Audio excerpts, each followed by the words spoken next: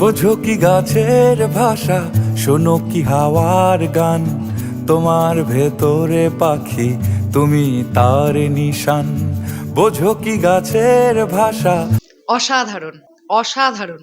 বেশ অনেকদিন পর রকস্টারের একটা নতুন গান আমরা শুনতে পেলাম। এটা রোমান্টিক ট্র্যাক।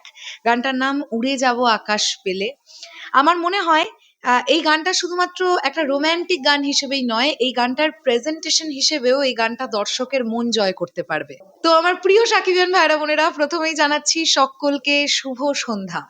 বন্ধুরা, এই গানটা নিয়ে কথা বলতে গেলে প্রথমেই যদি মিউজিক নিয়ে একটুখানি কথা বলতে হয়, তাহলে আমার এই গানটা শুনে মনে হচ্ছে যে এই গানটার মেলোডিটা না প্রচন্ড ভালো। এই গানটা শুরু থেকেই একটা ভীষণ কুল, একটা শান্ত, একটা রোমান্টিক আবহ তৈরি করতে পারে এই গানটা।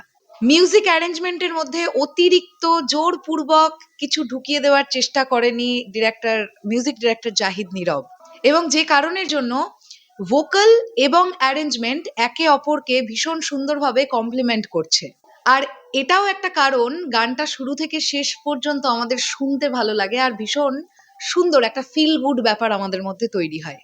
মিউজিক নিয়ে তো কথা বললাম, গানটা নিয়ে তো কথা হলো, এবার যদি আমরা ভিজুয়ালস নিয়ে কথা বলি, যেটা প্রথমেই বলতে হবে, যখনই ফ্রেমে মেগাস্টার শাকিব খান থাকেন, দেখতেই আমাদের প্রচন্ড ভালো লাগে। আর সত্যি বলতে কি, মেগাস্টার শাকিব খান এবং সাবিলা নূর এই জুটিটাকে কিন্তু রকস্টারে দেখতে ভালো লেগেছে, অনেক অডিয়েন্সে এই কথাটা বলেছেন।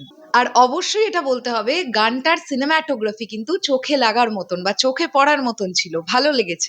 লোকেশন সিলেকশন, ক্যামেরা মুভিং এবং কালার গ্রেডিং, এই সব কিছু যেন বেশ মিলেমিশে একাকার হয়ে গিয়ে একটা দারুণ আউটপুট আমাদেরকে দিতে পারছে। আর এই সবকিছু মিলিয়ে গানটা আমাদের বেশ সিনেম্যাটিক একটা ফিল দিচ্ছে। এইবার যদি মেগাস্টার শাকিব খানকে কেমন দেখতে লাগছে এই প্রসঙ্গে আসি, উনি এমনিই প্রচন্ড স্টাইলিশ, ওনাকে দেখতে এমনিই প্রচন্ড সুন্দর। অ্যাজ ইউজুয়াল মেগাস্টার শাকিব খানকে এই গানে প্রচন্ড কনফিডেন্ট এবং স্টাইলিশ লেগেছে। আর উল্টো দিকে সাবিলা নূরের কথা যদি বলি, তার স্ক্রিন প্রেজেন্টেশন এই গানের মধ্যেও কিন্তু বেশ ন্যাচারাল ছিল।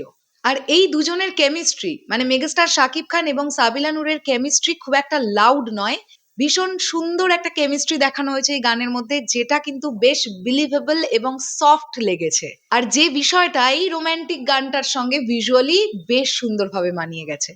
এই গানটা আমার কাছে ভালো লাগার আরো একটা অন্যতম কারণ আছে, সেটা হচ্ছে এই গানটা আননেসেসারি ওভার ড্রামাটিক করবার চেষ্টা করেনি। বরং আমরা এটা বলতে পারি, এই গানটার মধ্যে মেলোডি, ভিজুয়ালস আর ইমোশন, এই তিনটে জিনিসের খুব সুন্দরভাবে একটা ব্যালেন্স দেখতে পেলাম আমরা। আজকাল দেখবেন এরকম অনেক রোমান্টিক গান আসছে, যেটা আমরা একবার শুনছি তারপরে ভুলে যাচ্ছি। কিন্তু আমার মনে হয়েছে এই গানটা আমরা বারবার শুনবো, তার কারণ হচ্ছে এই গানটার মধ্যে একটা শান্ত প্রেমের ভাইব আছে। তবে একটা জিনিস আমার মনে হয়েছে, কিছু কিছু জায়গায় ইমোশনাল বিল্ড আপ আরেকটু যদি স্ট্রং হতো গানটার মধ্যে, আমার মনে হয় আরো ইম্প্যাক্টফুল হতো।